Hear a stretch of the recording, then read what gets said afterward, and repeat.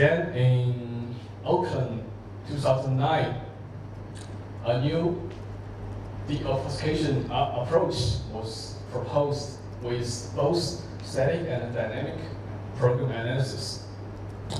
The authors claim that this is an automated deobfuscation approach, and it can handle certain virtual machine-based protection. However, the deficiency is they can only handle certain kinds of virtual machine-based protection. And in 2010, a new research proposed a deobfuscation approach using symbolic execution. Symbolic execution is a powerful program analysis technique which can solve many problems within an automated style. However, the problem of symbolic execution is it cannot handle complex logic. If the logic of the protected handler is very complex, it will face the performance issue. In CCS 2011, a new approach using both static and dynamic analysis generalized the deobfuscation approach.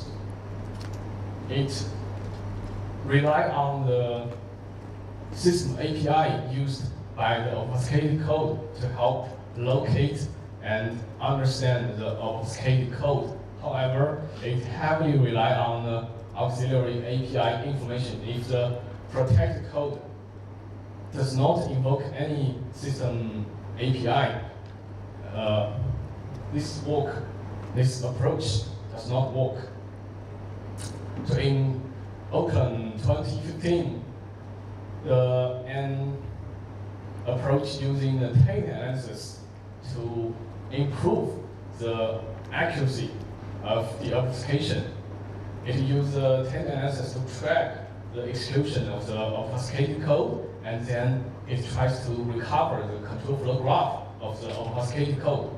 However, it only recovers the control flow graph, and with the control flow graph, we cannot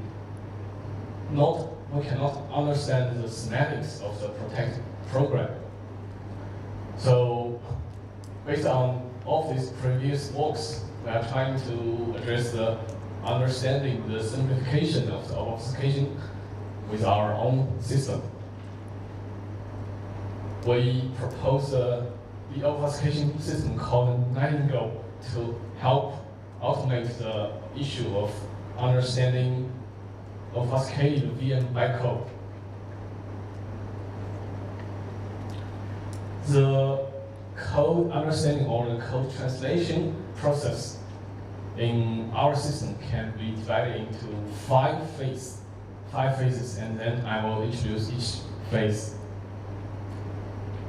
The first phase of our system is to trace the execution of the obfuscated code. Since the obfuscated code is often placed in a separated section of the program, we can easily find the entry point of the obfuscated code. Then we can start tracing the program with a binary instrumentation framework such as Intel's PIN framework, and then we can record the concrete execution information, including the executed instructions and the memory read and write information, and also the used information of each register.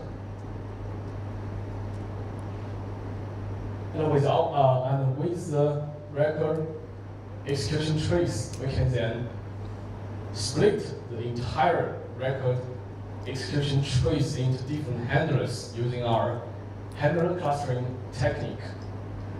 To cluster handlers, we use some implementation features of widely used commercial protector and most of the language interpreters.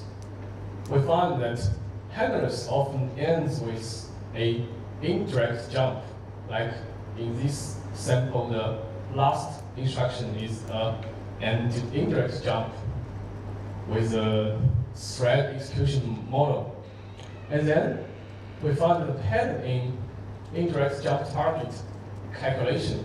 So in order to jump from one handler to another, we find that this register, the address, is calculated in the handler instead of placed before. So we can find the patterns in this calculation, and we use this pattern to cluster the handlers, and we can find different handlers and we split the entire execution trace into different handlers. Then we conduct a VM state analysis to find shared memory between different handlers. The insight here is different handlers, they shared a common memory.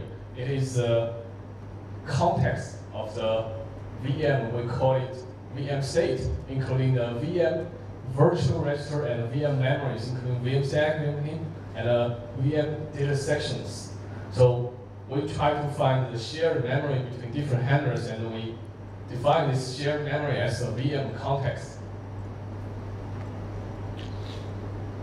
So we can conduct a data flow analysis between different handlers in our execution trace, and we find that all of the host memories and register, why we call it the host memory and the register, because we found in VM interpreter, it also use some memory part to maintain the state of the VM interpreter. So we will try to find out all the host memory, not the VM memory, and not the VM state, not the information of the VM interpreter.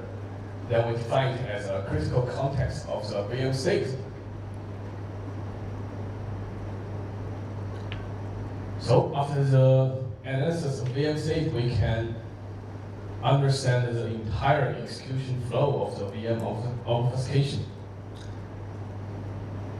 After the understanding, we are trying to recover the protected code into original host language. In this case, in x86 assembly instruction. So we try to translate the handlers with its core instruction identification. So we find that for the obfuscator, for the code protector, it often translates one original instruction into one handler. The mapping between the handler and the original instruction can be predefined by the obfuscator. So we try to find the relationship from the VM state to the instructions, because we can find the manipulation style, how the VM handler manipulates, how to manipulate the VM state. We can understand if the state is added with some operands. We can understand it is a VM instruction related to the original add instruction of the x86 language.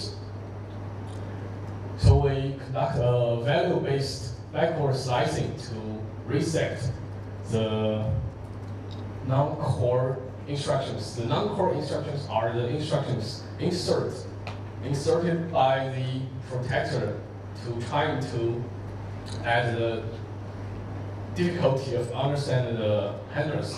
So we first reset all of these useless instructions, and then we transform the simplified handlers into several instructions with original x86 instructions. So after the code simplification, we can reassemble the translated code into the original program to replace the VM code with our own clear code. We use a dynamic patching to replace handler with our simplified handler. We use also the dynamic binary code instrumentation to change the entry point of the VM code into our own handler. So the implementation we implement our system to deal with Windows PE5 only because the code protectors often deals with Windows executables, and we do not find many samples of Linux or Mac OS or obfuscating code. The analysis is implemented with the Intel Paint framework with more than 900 lines of code, and offline analysis is written in Python with more than 2,900 code. So let's see the evaluation of our work. We choose 5 different obfuscators, including the state-of-the-art commercial obfuscator VM protector, and we'll also find some customized VM obfuscator from some capture flag context, information security context, to validate the effectiveness of our work. So we have some assumptions. We assume that the interpreters are simple, not like the heavyweight interpreters, such as the interpreters like the Python and Lua with a very complex host language. We assume the language used in VM of the obfuscation is relatively simple, and we assume the protected code are simple data transformations, because if the obfuscated involve some complex system call or some